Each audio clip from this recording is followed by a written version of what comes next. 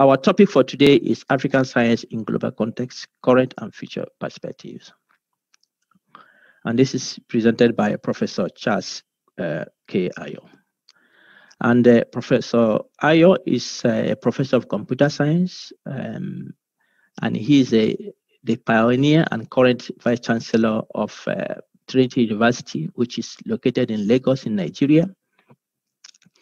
He's an alumnus of Ahmadu Bello University in Nigeria, where he has his BSc. Obafemi Awolowo University, also in Nigeria, where he has his MSc and his PhD from the University of Ilorin, all in computer science. Before being the current vice chancellor of Trinity University, he was the vice chancellor of Covenant University, also in Nigeria, between 2012 and 2016. Before being a vice chancellor of that university, he was the head of department of the Computer and Information Sciences. And prior to that, he was a lecturer at Lagos State University. His research interests cut across mobile computing, internet programming, e-business, e-governance, software engineering, and he's very much interested in how he can apply digital, mobile technologies, electronics to improving governance, improving business, improving how education is carried out, and then also in the areas of health. He's a member of various professional organizations, and in particular, he's a member of Nigerian Computer Society. He's also a member of Computer Professionals of Nigeria and a review committee member of the European Conference on E-Government. He's a fellow of the Career and the Logistics Management Institute and a fellow of African Scientific Institute, amongst other fellowships he holds. He's editorial member of the International Journal of Scientific Research in Education and also editorial member of other scientific journals. He has supervised over 20 postgraduate degrees, ranging from master's, postgraduate diploma, and PhD projects.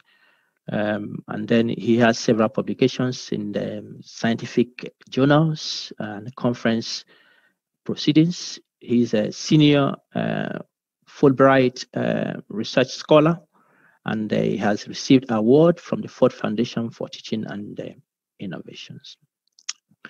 Currently, Professor Ayo is the editor of a book that is now in press, being targeted to be published hopefully this year. And in that book, he has recruited experts from across the world to articulate contemporary issues in research methods as it affects different fields of scientific discipline. And this is a book I think each and every one of us would like to own when it is out. It's a high-profile book, and Professor Ayo is editing this, and we'll be keeping you updated as to how this goes once it's published, and we'll announce it in this format as well. Professor Ayo, as I have known him on a personal level, he has great passion to make Africa science go in the right direction. He's passionate about that, and he's involved in developing different platforms that will increase the capacity of Africa science contributing to Africa's development. So, Professor Ayo, thanks very much for coming to us this evening to make this presentation. So you can see here you have Africans across board who are here to listen to you. So the floor is yours, and we are thankful and privileged to have you this evening. Charles Ayo is my name, and I'm most delighted to be part of the Frontier Science Seminar Series 2021. And my talk is on African science in global context, current and future perspectives. My presentation outline is as shown on the slide, and I'm going to start immediately with a few words of appreciation. First, to the Frontiers Initiatives, in collaboration with the Embedded Consulting Nigeria Limited. And I want to appreciate the convener, Dr. Bright Owaro, the co-convener, Emma Sob, and every distinguished African scholar that are connected to this platform. Let's get to know our continent, Africa. Africa as a continent has 5 regions: the North, the South, the West, the East, and Central Africa, with the number of countries specified on the slide. And according to the source, as of the year 2017, there are about 170 million Africans in the diaspora. If you ask me, Africa is a land of opportunities. We are not disadvantaged in any way. As a continent, we started well, but somewhere along the line, we lost it. Please just listen to this video clip. Opportunities abound everywhere, but mankind is so blind they can't see it. And when you see challenges, they are only wrappings of opportunities. All the challenges you see around you, inside them are hidden eternal opportunities, just for someone to be able to see it. You never have a champion that is not challenged. It is overcoming the challenge that brings out the champion in you. There are problems in Nigeria, but there are no nations without problems. There are no nations without challenges. The issue is that some are committed to solving their problems, while others are celebrating their problems. There are really no poor nations, but there are poor people in every nation. It is when the number of the poor outnumber the rich that we call it a poor nation. But when the rich in a nation outnumber the poor, then we say we have a rich nation. There are rich people in very poor nations who will still be classified very rich in the richest nations of the world. So you are not poor because you are in a poor nation. You are poor because you have not been empowered to live above it. So when you are truly empowered, you deliver results at the same rate anywhere you are in. Power delivers same quality of results anywhere. Not to be pitied, you are to be envied. All we need to do is to locate what it takes to outshine our peers in our field. In your field, what it takes. And I'd like to start by saying this, that the fundamental secret of empowerment is knowledge. So the news you assess is what defines the changes in your life. That's why only thoroughly informed people become practically transformed. Knowledge is the secret of sustainable empowerment for unlimited achievement. Therefore, investment in knowledge is the gateway to sustainable empowerment. It takes the knowledge of the truth to remain increasingly empowered in your journey so as to fulfill your destiny in a grand style. Let's come down to natural context. Information. Now, 2900 BC to 300 BC, Africa was leading in education. History confirms that Greek historians, architects, mathematicians, sociologists, archaeologists came into Egypt to receive their education. And that time, Africa was the center of civilization. Because wherever education goes, their civilization goes.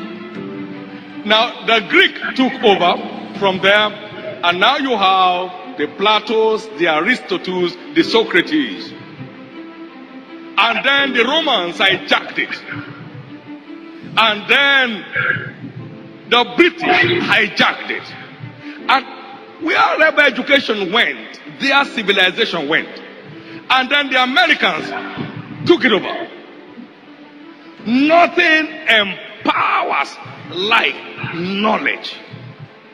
And that's why we have an army of powerless people in Africa. Let me show you this. Schooling only gets you literate. It is investment in literature that creates your actual future. What you were taught in school was as it obtained then. But what you need now is as it obtains in the now. So you need updated insight to remain current in your field. Here we celebrate certificates, but in developed countries they celebrate discoveries. Nothing empowers like knowledge. It is investment in knowledge that empowers you for unusual accomplishment. People don't fail because they don't know nothing in an exam. They fail because they don't know enough. So he got 30%. He got something. But it's not equal to pass mark. Most of us just run around with failure marks saying we have done all we know. Now all you know has not guaranteed you success, so go and know more. The secret of sustainable empowerment is an undying quest for more and more insight in your field. There is no prayer that can empower you above insight. The prayer you need is prayer to know which materials to read, and prayer to have grace to understand what to read, and that understanding is what actually empowers you. Your majestic command in the race of life is essentially a product of your depth of insight in your field. The truth is this: investment in knowledge is the very secret of sustainable empowerment. Opportunity.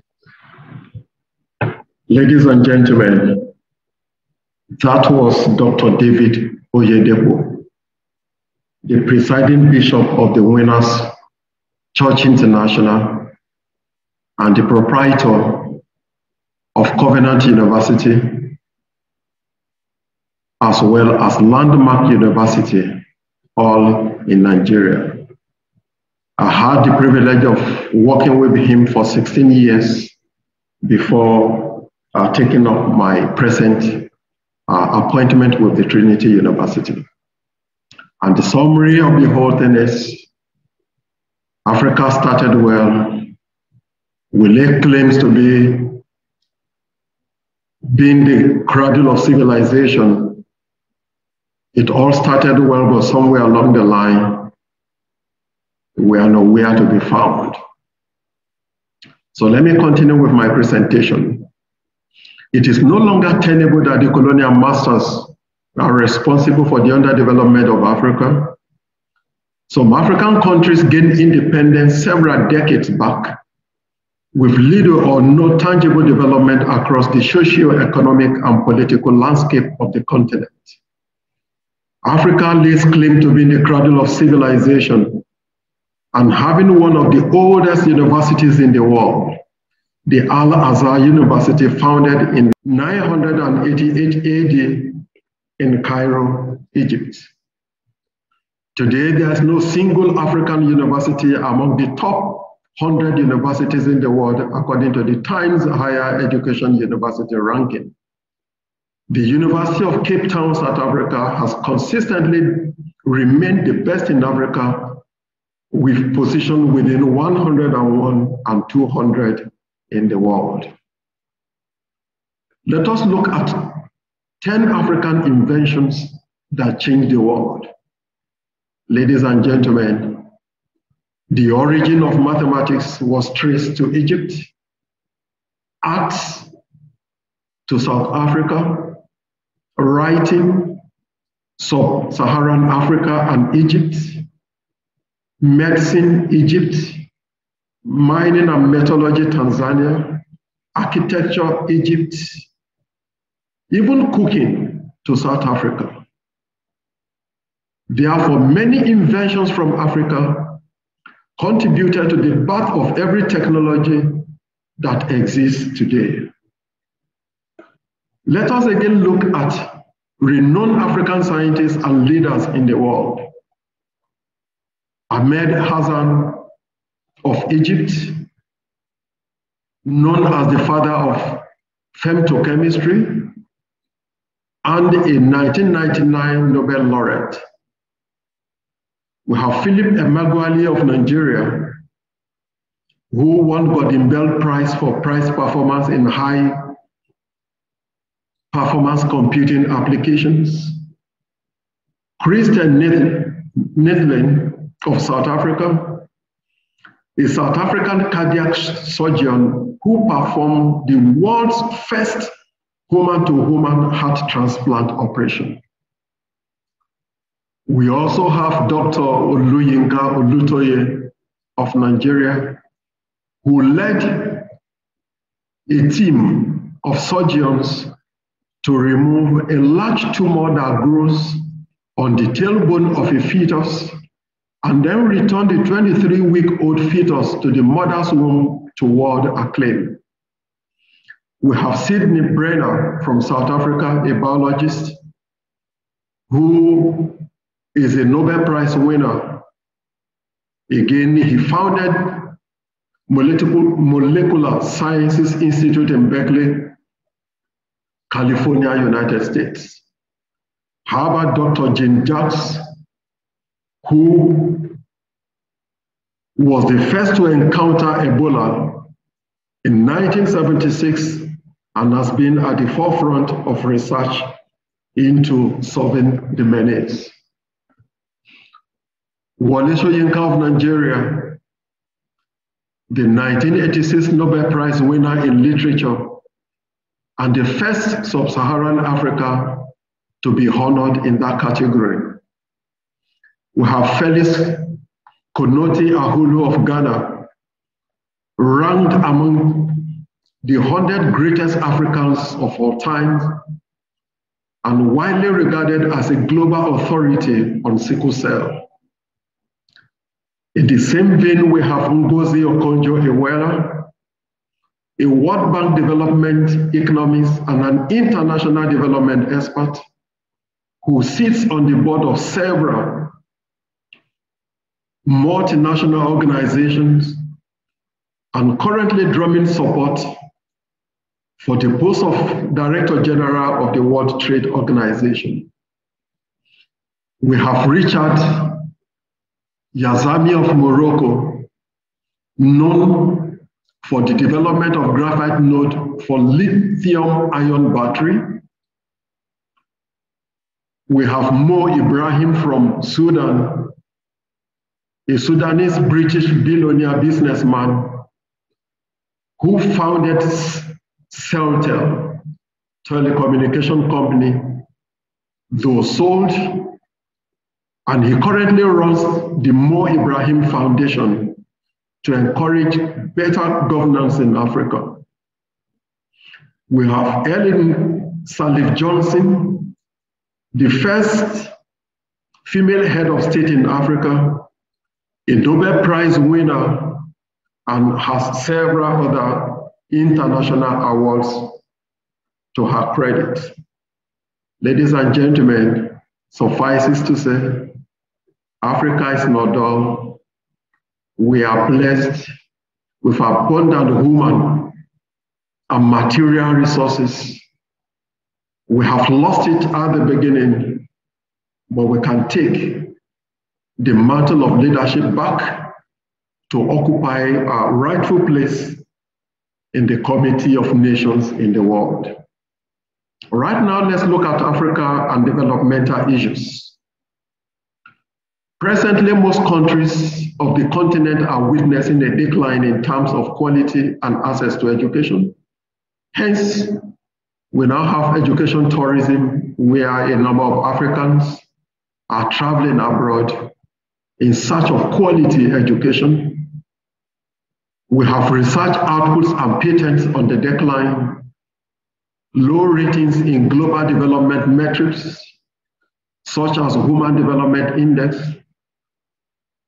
Corruption Passive Index, Global Competitiveness Index, Gross Domestic Product, among other things.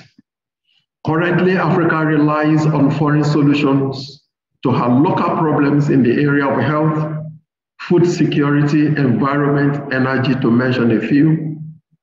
Again, we enjoy scientific interventions and grants from abroad too, talking about malaria, Ebola, COVID-19, thanks to Melinda Gates Foundation and several other ones.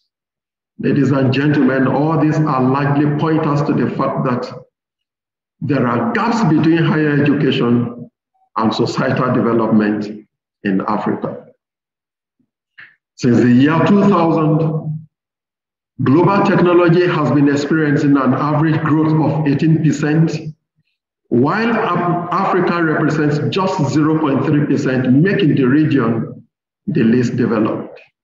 Similarly, the continent is still trying to catch up with the rest of the world in using technology to develop some of its economic sectors like agriculture, mining, and transportation. Let's now look at the gross domestic product. I'm talking about the top 10 African countries.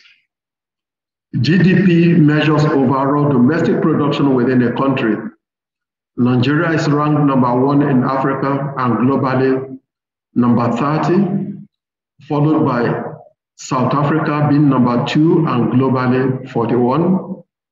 Ghana is #9 and ranked 78 in the world. Tanzania is #10 and ranked 80 in the world.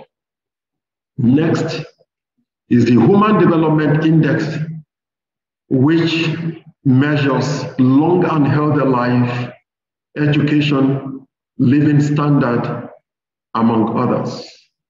The Sub-Saharan Africa is ranked among the low human development. I'm talking about a chart where we have very high human development, medium, but here we are in Africa, particularly Sub-Saharan Africa, ranked as low human development. Next is Corruption Passive Index. Out of 180 countries ranked in the world, the top 10 African nations, that is in order of the least corrupt nations in Africa, #1 is Seychelles, which is ranked 27 in the world, followed by Botswana, #2, ranked 35 in the world. Rwanda is #3, ranked 49 in the world. Ghana is #9, ranked 75. Benin Republic is 10, ranked 83, which is just talking about measuring public sector corruption worldwide. Next is Global Knowledge Index, the top 10 African countries. And here we're looking at about 138 countries in the world. What's important to mention, according to the UNDP 2020 report, that the Global Knowledge Index measures pre-university education, technical and vocational education, higher education, research, development and innovation, information and communication technology, economy, and the general enabling environment. In this area, Seychelles is ranked number 1 out of 50 in the world, followed by South Africa, number 2, 71 in the world. Egypt is number 3 and 72 in the world. Rwanda is number 9 in Nigeria and 99 in the world, while Ghana is number 10 in Africa and 101 in the world. Next is Global Innovation Index, which is a measure of the level of innovation of a country. And so here we have the top 10 African countries. South Africa is leading here as number 1 in Africa and ranked number 60 in the world, followed by Tunisia, number 2 and 65 in the world. Kenya is number 3 and 86 in the world, and we have the rest as listed. Ghana is number 9 and number 108 in the world. Malawi is number 10 and number 111 in the world. Next, we have Global Competitiveness Index, where we have 137 nations ranked. And here we are looking at the top 10 African countries. It's important to state that Global Competitiveness Index measures creating and maintaining an environment that sustains more value creation for its enterprises and creating more prosperity for its people. Rwanda is ranked number 1 in Africa and globally number 58. We are not surprised because of the giant stride that the president of Rwanda is taking. South Africa is ranked number 2 and 61 in the world. Botswana is number 3 and 63 in the world, followed by Senegal, number 9, 106 in the world, Seychelles 10 and 107 in the world. Looking at the way we stand, we know some countries in Africa are actually pulling their weight, but how about the giant of Africa? A number of countries in Africa, they are definitely not doing too well as presented, on those tables. Next is science, technology, innovation, and development. How involved are African nations? Yes, for some time we've been talking about STEM, meaning science, technology, engineering, and mathematics as the bedrock for national development. And recently we're talking about STEAM, S-T-E-A-M, talking about science, technology, engineering, arts, and maths. We have these policies, but ironically, how well have these policies transformed the nations of Africa? According to the World Bank and the OECD, their view on science, technology, and innovation, I read, the mission of science, technology, and innovation team is to help identify, design, and implement science, technology, and innovation capacity building policies and programs based on global experience, which are essential to generate wealth in today's increasingly competitive global economy, and which are tailored to each country's social and economic development challenges. That's according to the World Bank 2013. So looking at the view of America on science, technology, and innovation, this is according to Barack Obama, I read, we need to build a future in which our factories and workers are busy manufacturing the high-tech products that will define the century. Doing that starts with continued investment in the basic science and engineering research and technology development, from which new products, new businesses, and even new industries are formed. Innovation is more important than ever. It is the key to good paying private sector jobs for the American people. Let us look at the view of the European countries. I read, our future standard of living depends on our ability to drive innovation in products, services, business, and social processes as well as models. This is why innovation has been placed at the heart of the Europe 2020 strategy, with the Innovation Union as the flagship. Africa is not left out, but again, without necessarily looking down on Africa, we have a lot of policies formulated. The implementation is a challenge. So here I have the African Ministerial Council on Science and Technology stipulates in Africa's Science and Technology Consolidated Plan of Action, CPA, that the overall goals of the CPA are to enable Africa to harness and apply science, technology, and related innovations to eradicate poverty and achieve sustainable development. How well we have done as a continent on this is just for all of us to see. On this table, we have what trends in population and GDP. Here we have some continents of the world, Africa inclusive. To the far left, we have the population, and then the share of the population, the share of the GDP per the population.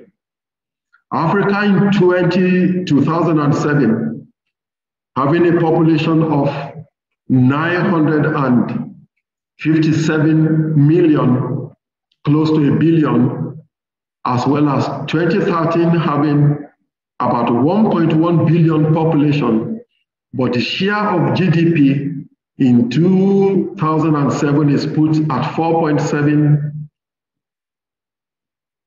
2009, 5.2, 2011, 5.1, 2013, 5.1. Compared to the Americas, where we have in 2007, 29.6, 2009, 8.5 across the line. And if you look at Asia, where in 2007 they have 38.3, 2009 40.8 as against 5.2 in Africa, and in 2011 42.7 as against 5.1 in Africa, and 2013 44.5 as against 5.1 in Africa. This will tell us how well the continent is performing. Let us look at what shares of researchers across 2007, 2009, 2011, and 2013. And this is a UNESCO science report. We have some continents of the world. And here the researchers in Africa in 2007 is just put at about 150,000 researchers. In 2009, 152,000 researchers, and in 2013, 189,000 researchers. But looking at the Americas, we have the number of researchers in millions, in Europe in millions, in Asia in millions. But in Africa, we're just talking about pass-through sum of 150,000, and in fact the highest still less than 200,000. Whereas looking at other countries, other continents, talking about 2013 in the Americas, we have almost close to 2 million. In Europe, more than 2 million, about 2.5, and in Asia, about 3.3 million. And that is to tell us the happenings in other continents so that we'll be able to know whether Africa is doing pretty well or not, talking about the number of researchers. By the time you look at this share of global researchers in terms of percentages, Africa is just 2.3 in 2007, 2.2 2009, 2.4 2011, 2.4 2013, and compare to China, Asia in total, where we have 39%, 40%, 41.7%, 42.7% across 2007, 2009, 2011, 2013, respectively. Next, we have what shares of scientific publications across some of these continents. And in Africa, the total in 2008 is just 20,786. And 2014, we have 33,282 as contained within this table.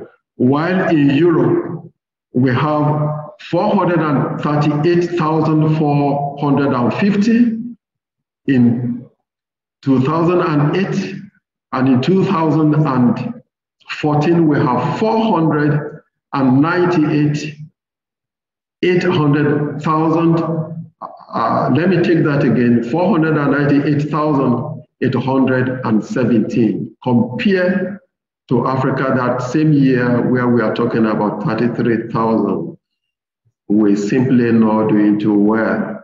And if you look at Asia, compared to this, to the 33,000 that we have in 2014, Asia, they have 501,798. You can take your time to just have a look at this. Next is patents submitted. Again, you look at Africa as a continent. In 2008, just 137. In 2013, 303. Whereas in Europe, we're looking at over 25,000.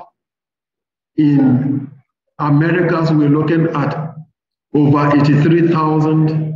In Asia, we're looking at over 56,000 compared to just 137. 137, pretty small. And so if you look at the world share of patents from Africa, just 0.1 in 2008, 0.1 in 2013. I have the next table talking about internet users, and I'm sure it's not different from what we have seen. Ladies and gentlemen, looking at the present state of development in Africa, going by the ranking tables that we have just considered, for sure you will agree with me that the one-time continent regarded as being the cradle of civilization, where scholars of old came to learn at our feet, today we are just crawling behind other continents of the world. So next, I want us to have a look at African higher education system and the development challenge. Permit me to start with this quote from Dr. David Oyedepo, a man whose video I presented talking about the opportunities in Africa. He said, and I quote, "Universities on African soil must respond to the issues in the African society. So act." Next to this is from Nelson Mandela, and I quote, "Education is the most powerful weapon which you can use to change the world." The next quote is from Barack Obama, our former US president, and I quote, "The strength of the American economy is inextricably linked to the strength of the America's education system. Now more than ever, the American economy needs a workforce that is skilled, adaptable, creative, and equipped for success in the global marketplace." And according to the Director General of UNESCO, I quote, she said, education is the most powerful force in our hands to ensure significant improvement in health, to stimulate economic growth, to unlock the potential and innovation we need to build more resilient and sustainable societies.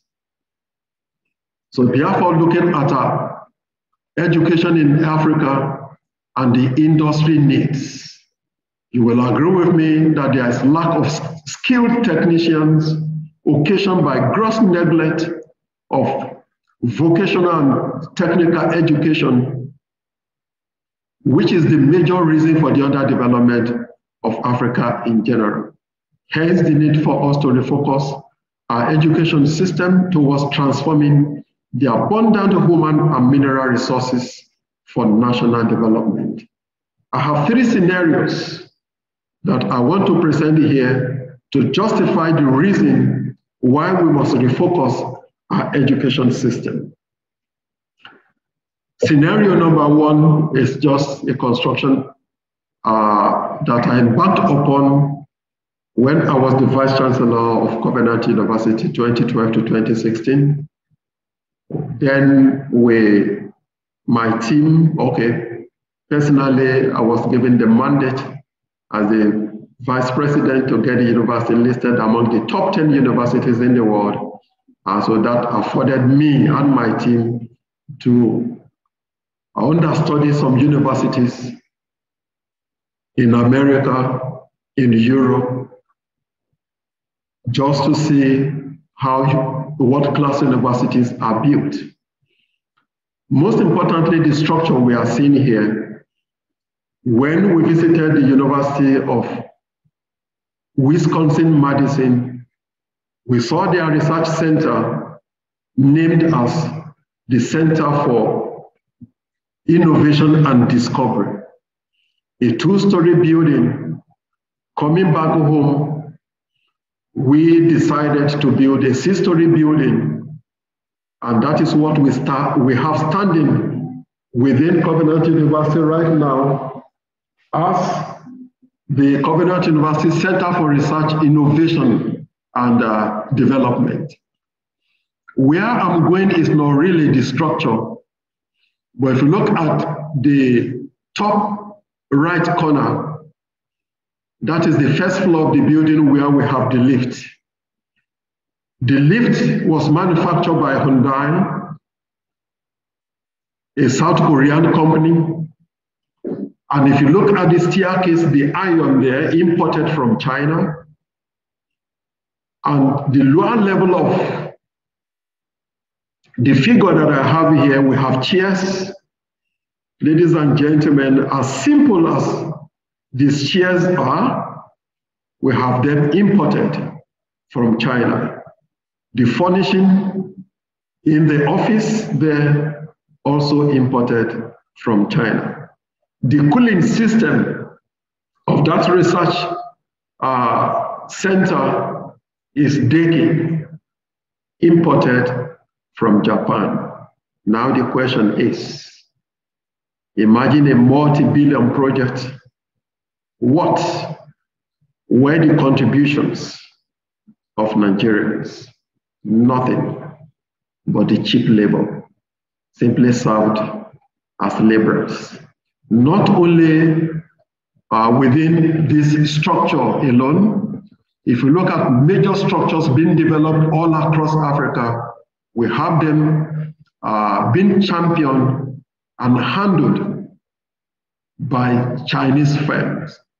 And so this is time for us to think, if our education system cannot lead to infrastructural development, cannot lead to major construction within our economies, then we have not started anything close to development. The second scenario is the automobile industry. We're just looking at modern cars all around. Here I have Mercedes-Benz talking about the automobile of the present. We have Hyundai cars, and I have Toyota from Japan. And looking at this, mostly what we have See, in my country, in Nigeria, we have these second-hand imported cars, and that is what has been sustaining our mechanics, because the technology has gone beyond what they were taught.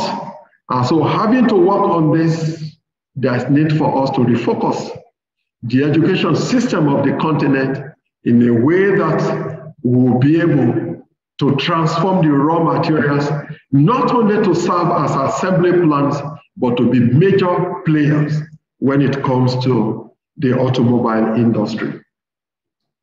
My third scenario here is just a second-hand market here, and I have a slide to show. Looking, just a minute, the slide. Dun, dun, dun, dun. Dun, dun, dun, dun. Dun, dun, dun, dun, dun, dun, dun, dun. And this is Jola the bride. You may kiss the bride. This is me crying. My wedding dress that I got for Katangora.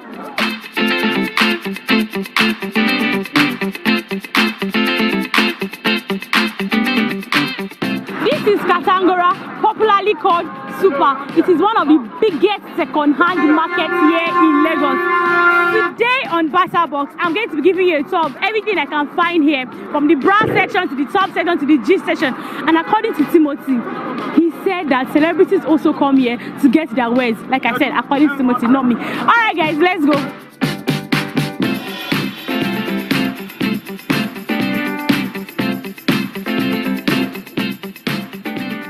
This is the entrance into the market. Now, as you can see, they have children wears, popularly called grade 1. They are really nice, fine, but like I said, they are okay.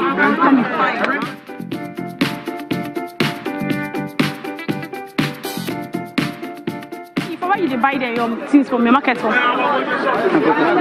Cotonou, you go buy them. Give me jeans with my size, maybe 500. Oh, no size. This one is small. You know me, I have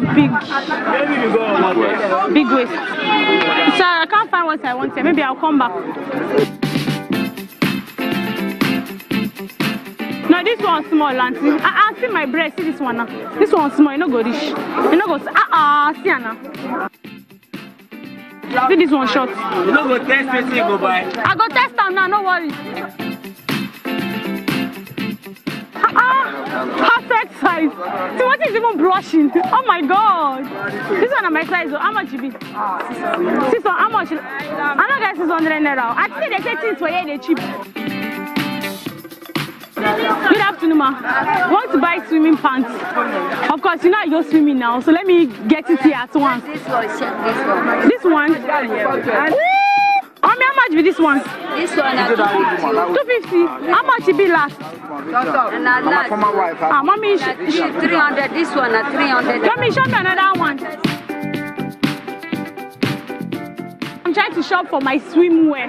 Who knows? Maybe Timothy will just take me. Then you know, Jella, let's go and swim. And then I'm prepared already because I have fabulous one. And this business, when you start them? Don't take. It don't take. Ó ti pẹ́. A ti fi rán ọmọdé yunifásitì. Ó ti jáde. A ti fi kọ́lé. A ti ra mọ́tò. Nídìí ẹ̀. Yes. Yes. Can you see she has a car? She has trained her child to university. She has built a house on top of this business. And we are here doing BassaBox.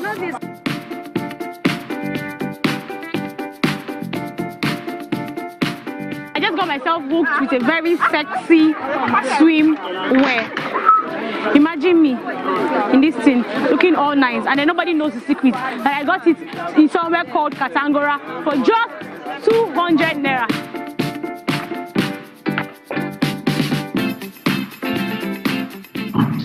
So guys, remember that time I went to that market to do the waist trainer one? That waist clincher that will make me look like Kim Kardashian. Apparently, she has like the substitute one, which is the okay one, just for 600 naira, and I've not even priced it, which means that it is way cheaper than it is. Good deal. Ma, so how much is this? How much is your pants then? This one still has label. is Nyash goals. When my Nyash gets this big, we'll come back to Katangora and come and buy it. Nyash goals.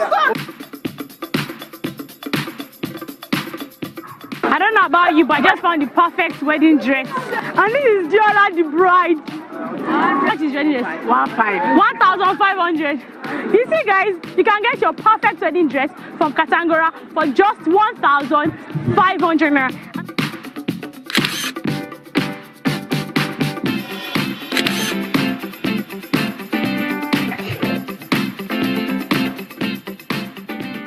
Guys, this is the end of this store series of Katangora Market. If I've not proved to you that you can get everything that is used here in this market, and I don't know what else to do. Dun, dun. Ladies and gentlemen, before I proceed further in my presentation, looking at the clip just watched, I think the question we should be asking ourselves as Africans is, who did this to us? Who did this to us?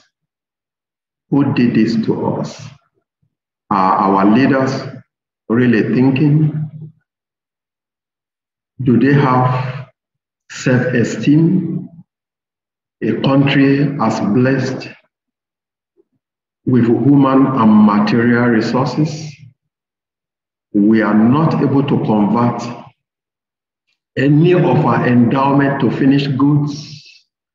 Is rather unfortunate. Now we patronize second-hand pants, bra, and name it. Ladies and gentlemen, by the time you look, you do a comparison with the tables earlier presented talking about the level of innovation in Africa, the level of researchers, patents, alongside the poverty level. Now you just wonder. At this point, it's just for us to make a clarion call to the AU, for God's sake.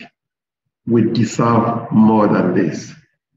Current leaders should be mindful of history. A continent once tagged the cradle of civilization. This is what has become of this great continent. Let's leave that aside. Let's now look at what to expect in the future. Today we are talking about disruptive technologies and how are African scientists involved in this. Currently, we're looking at Internet of Things, Internet of Everything, where we have both animate and inanimate objects connected together, transmitting information, thereby making the world smart. This is the era of cloud computing. This is the era of unmanned area vehicles, drones. That is, military warfare has gone beyond taking your men to the forefront and being killed. You is just a war of wits through unmanned area vehicles, drones. Stay wherever you want to be, and then with artificial intelligence and whatever, you are able to perform whatever is expected of you without leaving your country. This is the era of 3D printing. We're talking of reverse engineering. The best way to do that is just to adopt the 3D printing technology that gives you the most efficient way of manufacturing. Big data is there, the blockchain technology. The challenge is how prepared are we as a nation to take maximum advantage of this. And the totality of these disruptive technologies just highlighted, they are necessary technologies to create smart Africa. Talking about smart agriculture, smart education, smart factories, smart warfare, smart transportation, smart cities, just to mention a few. Permit me to share this with you. This is Torchlight, I was in traffic about 4 years ago, and I saw it being sold in traffic. It caught my fancy. I bought one that time for 1,000 naira, and let's say about $3, just a torchlight. Why is this important? Now, this torchlight was produced, manufactured in China, and there's no local content, no local component from Nigeria. What are we saying? These people are mindful of the fact that we have refused to grow, we have refused to develop, we don't have electricity. Talking about a population of over 200 million, what percentage of this population have access to electricity? And so this will definitely make sense. And so they are just ripping us off because of the state of our science, technology, and innovation in Africa. It may be wrong of me to generalize, but largely within the sub-Saharan Africa, that is where most of these problems are. And so looking at North Africa, the level of development there definitely is meaningful. The same thing with South Africa and a couple of other nations in Africa. But we have in Africa some giants that have refused to develop. Now let's look at lessons from other climes. I want us to look at the American model, the German model, and the Israeli education system. There's no problem that we are going through here that most nations of the world have not gone through before. Going by Montreal Act of 1862 in the United States of America, that was what gave birth to land-granted universities. Then America had no money to build universities across the states of America, and so 30 acres of land, federal land given to each state to sell, to establish universities with emphasis on agriculture and mechanical arts. My focus here is the emphasis on agriculture and mechanical arts, meaning that was a solid foundation laid for an industrialized nation that is self-sufficient in food production. So you see, many of the American universities today, you see A&M.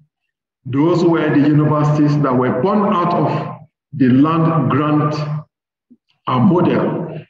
That is talking about Alabama A&M University, Florida A&M University, Texas A&M University. And today, most of them are ranked among world-class university, but just talking about purpose. In a year, the America may have over 6 months of snow. Within the limited time available, America will still develop the food required for her citizenry, and again in other sectors of the economy, talking about nations where you have relevant education to industry growth as well as nation building. Let's look at the German model that is centered around vocational and technical education.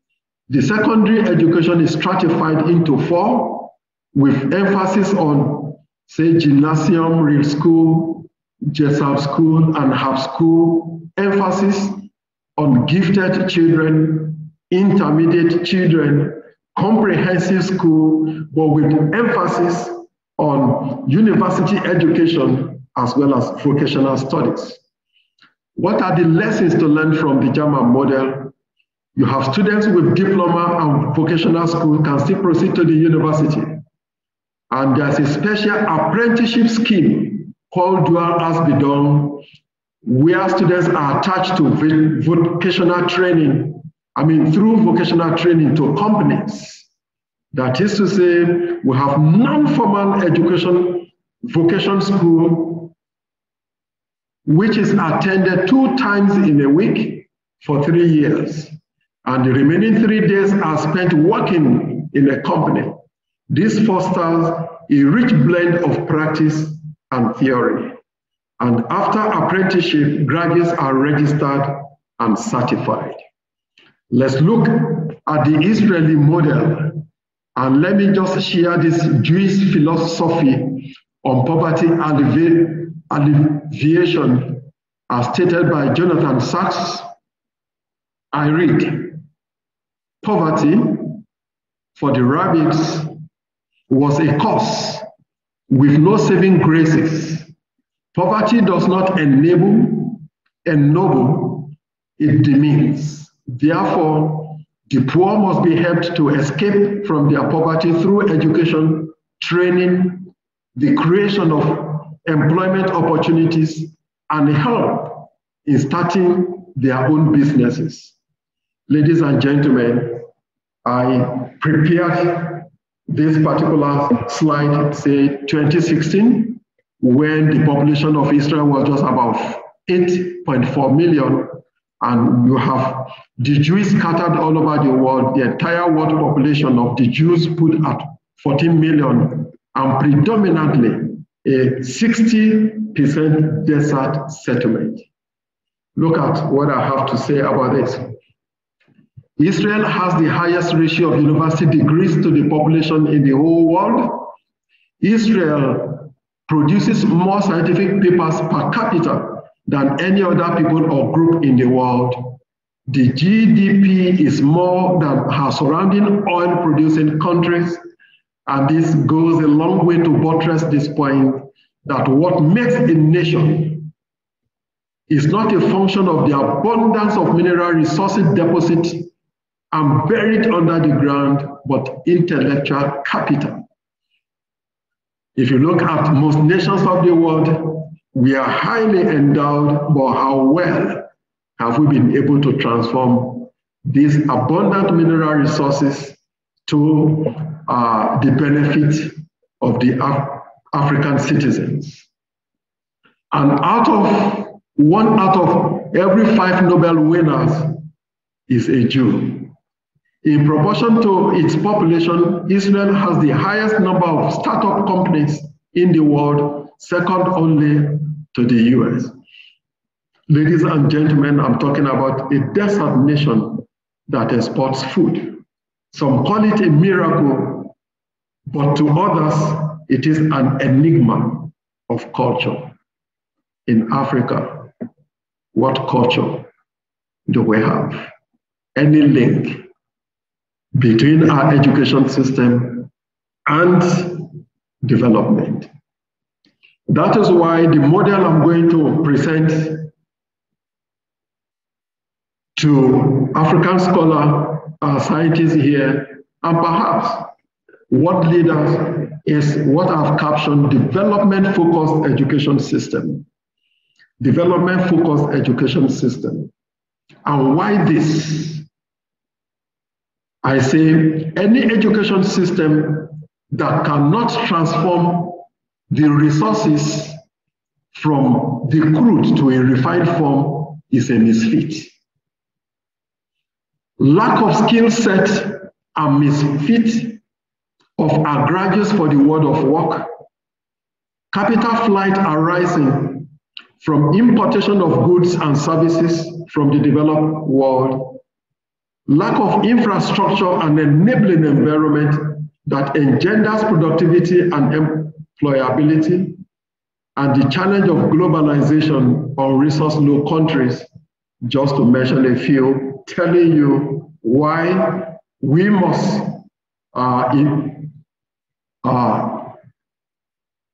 engage development-focused education. And my model, I have 4 W's. The first one is, where are we presently in our nationhood or continent? And so I tell you that we have a continent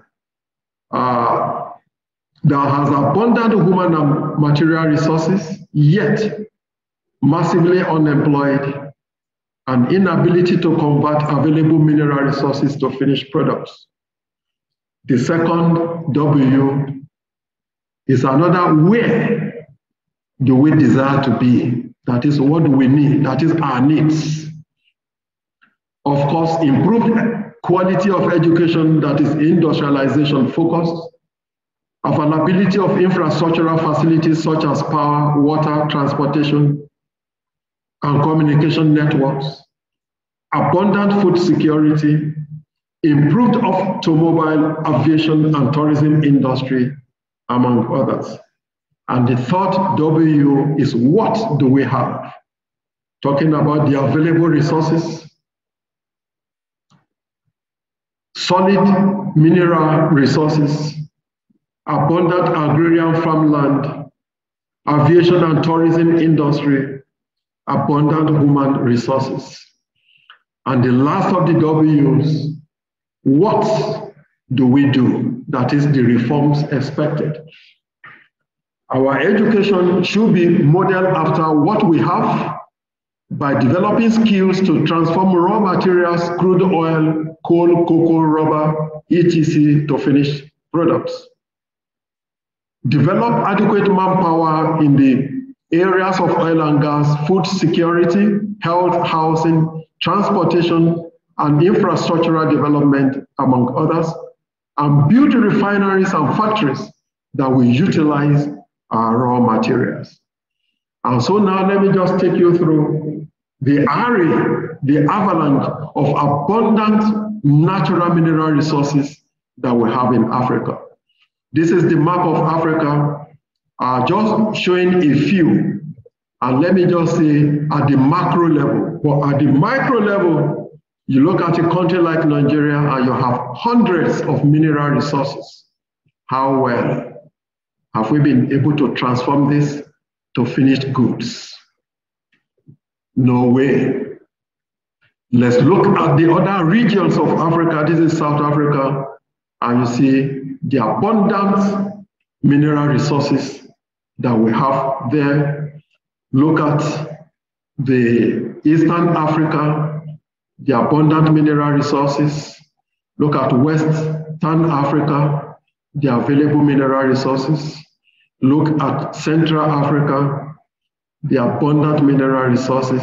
Again, North Africa. And I make bold to tell you that Africa is blessed. Besides the mineral resources, I just want us to have a look at the rivers across Africa. This is the map of Africa, but just at a macro level, we don't have all, but let's look at the major rivers we have here: Nile, Congo, Niger, Zambezi, Ubangi, Uele, Orange, Kasai, among others. You see the length of each of the rivers and the number of countries they cut across. I'm driving a point, and you soon get to know the point here. Now, this is the map of Nigeria and the network of rivers.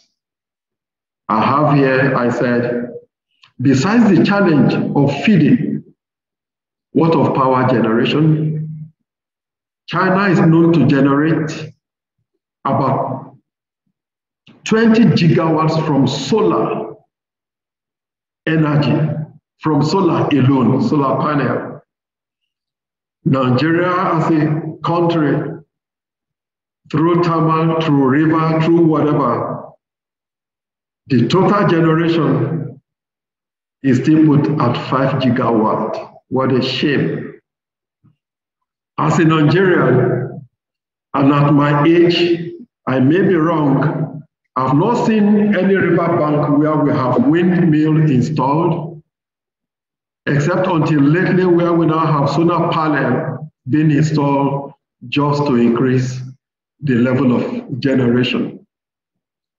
The first time I traveled out of this country, it was to Belgium, en route Schiphol Airport, Netherlands.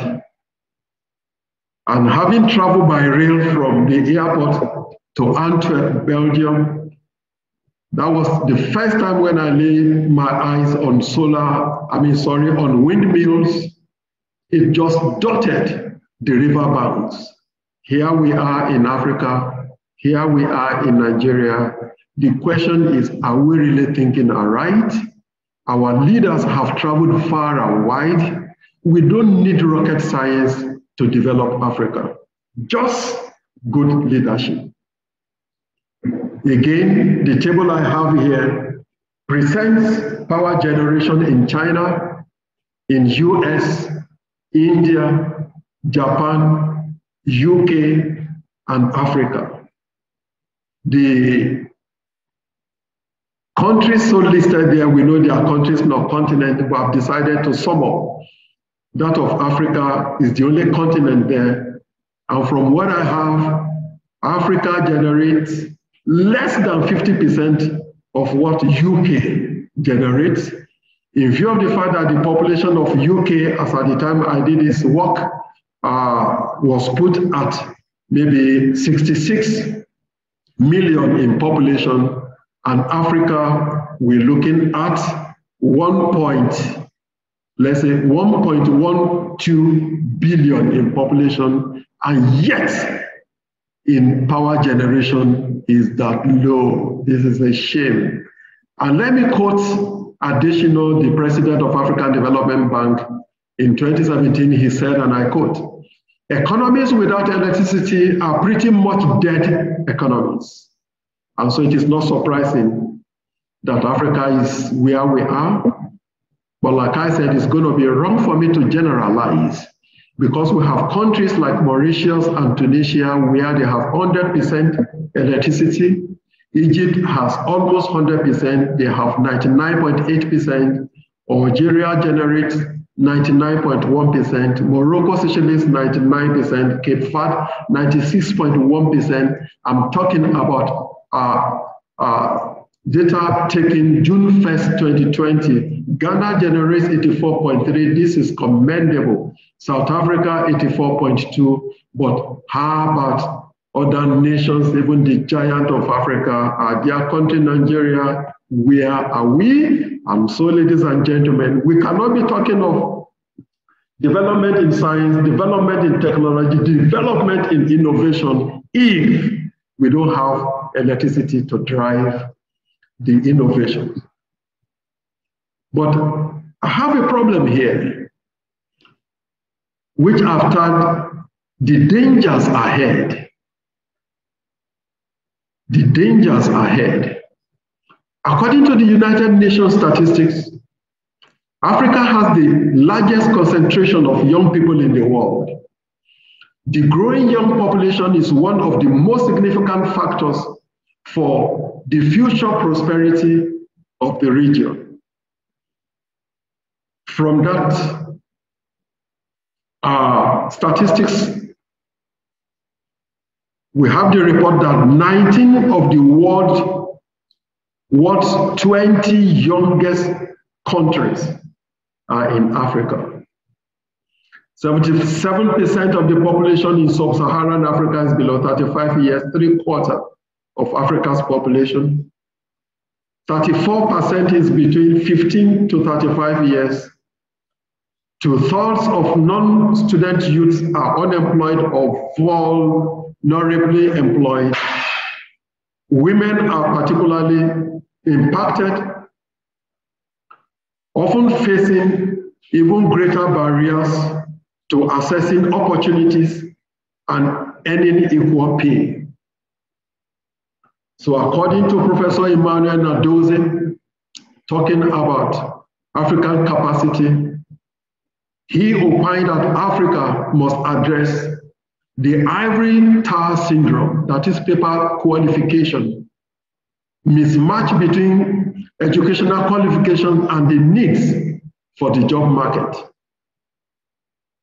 He mentioned that Africa must invest in critical technical skills that will produce railway engineers, civil engineers, mechanical engineers, quantity surveyors, electrical engineers, just to mention a few. And that African education system must be development-based such that adequate manpower are produced to convert the abundant mineral resources to finished products. My fear again and lesson to the teeming youths in Africa, lesson to them is just having a look at this table. As an IT practitioner, 2016, I produced this table. I've not been able to update it. You bear with me. Where I have 4 cyberpreneurs talking about Bill Gates, who founded Microsoft at the age of 20. Mark Zuckerberg founded Facebook at the age of 20. Evan Spiegel founded Snapchat at the age of 21. Steve Jobs started Apple at the age of 21. What am I saying? We should introduce African youth to entrepreneurship, and most importantly, cyberpreneurship, where the needed take-off grants may not be that much, and the skills acquired and the skills required can be acquired, maybe partly online, and youth across Africa can collaborate. Ladies and gentlemen, as of 2016, the personal net worth of Bill Gates was put at $84.8 billion, and the company worth $507.5 billion. Mark Zuckerberg's personal worth put at $70 billion, and the company worth 407.3. I'm sure what we have today, thanks to COVID, would almost be more than double of what we have here. Steve Jobs, at 2016, I say $31.6 billion. I think that was at depth. And 2016, $127 billion. The man is getting richer, even in debt. And the company worth of Apple put at $752 billion. That same year, ladies and gentlemen, the budget of Nigeria was a pass-through sum of $17 billion. So imagine having Nigerian youths, having African youth that endowed and into this, I'm sure can bail out the continent. It must be mentioned that yes, education is important, but remember, some of them dropped out of school to fulfill this dream. So I think this is one of the ways by which we can empower African youth. As I close my concluding remarks, and this quote from Lord Lugard in his book titled The Dual Mandate in British Tropical Africa in 1926. I quote, "In character and temperament, the typical African of this race is a happy, thriftless, excitable person, lacking in self-control, discipline, and foresight, naturally courageous, courteous, and polite, full of personal vanity. He lacks the power of organization and is conspicuously deficient in the management and control alike of men and business. He loves the display of power, but fails to realize its responsibility. Perhaps the 2 traits which have impressed me as those most characteristics of the African native are his lack of apprehension and his ability to visualize the future." End of quote. Ladies and gentlemen, talking about a remark made in 1926. I'm saying that was what he told our forefathers. And almost a century after his assertions, it is still correct about our mentality as Africans. This is most unfortunate. You ask me, African leaders, under the aegis of AU, What are they doing? What are they really thinking? We are not disadvantaged. We are highly intelligent. We have seen Africans leave the shores of the continent and are blazing the trail, taking the lead in their respective professions across the world. But come to Africa, there is a challenge. Failure to fund education amounts to funding equipment importation and personnel to fight insurgency, robbery, kidnapping, corruption, ritual killers, and other social vices that result from poor education. The African state has the challenge of visionary leadership, corruption, and education, the consequence of which is responsible for the state of anarchy witnessed all over the continent. Ladies and gentlemen, I make bold to say that over 80% of the fortunes of Africa is lost to capital flight because of dependence on foreign solutions to our problems. Education, the quality is poor. Hence, we lose a lot of money to education tourism, health tourism. You see our president, heads of states, traveling out of the country in search of quality health. And the citizens left to their fate. Food importation, you just saw the abundant agrarian land that we have in the continent, rivers we have in the continent, the mineral resources. Again, equipment importation as a university done. I'm here making my presentation through the PC imported in here. Go to the classroom, the multimedia equipment imported in here. What are we doing? And from the second video that I show, the second-hand clothing materials where they are being sold. Where is the dignity of Africa? This is rather pathetic. There's need for good leadership. There's need for cross-border research collaborations within and outside Africa. If we must turn around the fortune of Africa. And so Africa in the next decades, there must be increased postgraduate and research output in science, technology, and innovation.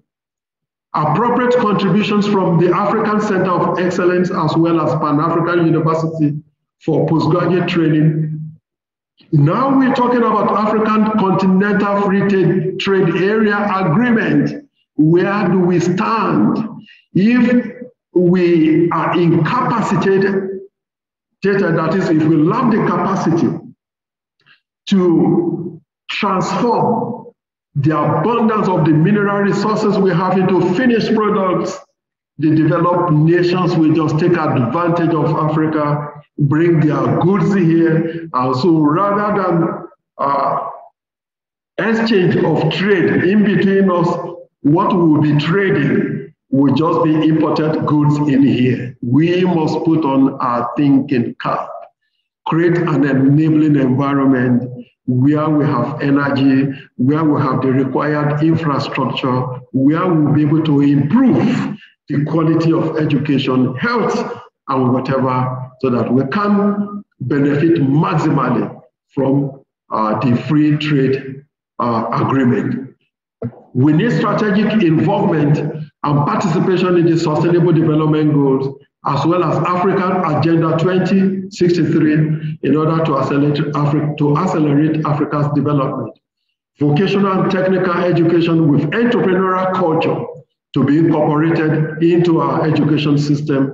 And we must be able to differentiate in our higher education, either vertically, talking about polytechnic and technical colleges, and horizontally by creating specialized institutions in STEAM, that is science, technical, engineering, arts, and mathematics, research, and innovation.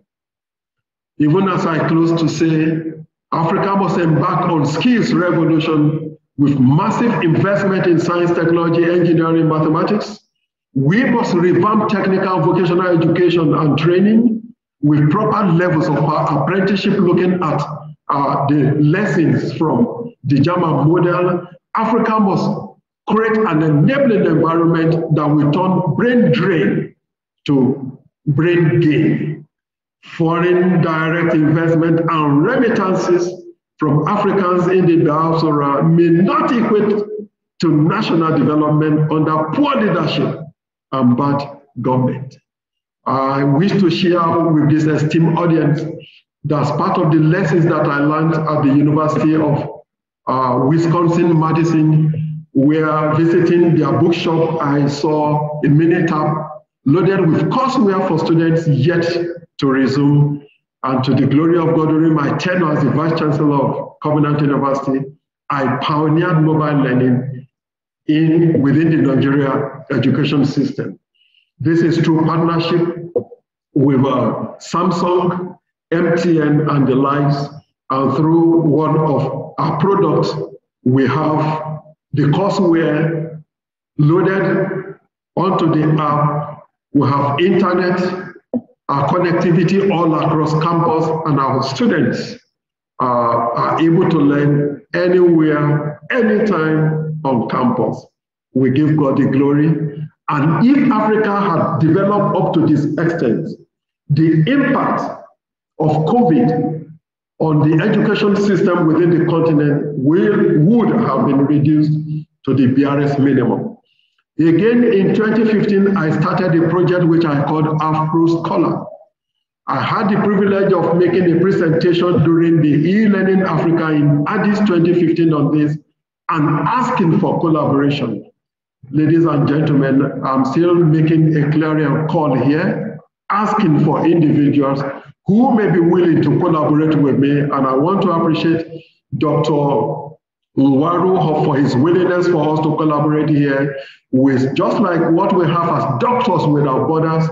This is a platform where we'll be able to create scholars all across Africa without borders, where we have one-stop shop for courseware on the portal, and African scholars can have access to researchers within and outside Africa at their own convenience. Ladies and gentlemen, looking at the state of development in Africa, we need more than ever before to collaborate across borders within and outside Africa. That is the only way we can leapfrog development. That is the only way we can encourage these teeming youths to get engaged in doing something meaningful for themselves towards the transformation of our dear Africa, while we still keep appealing to our fathers leading the African Union. For God's sake, for the sake of posterity, think of how to transform this nation.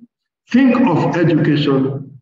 Think of how to provide infrastructure, creating an enabling environment for growth and development. We can do better.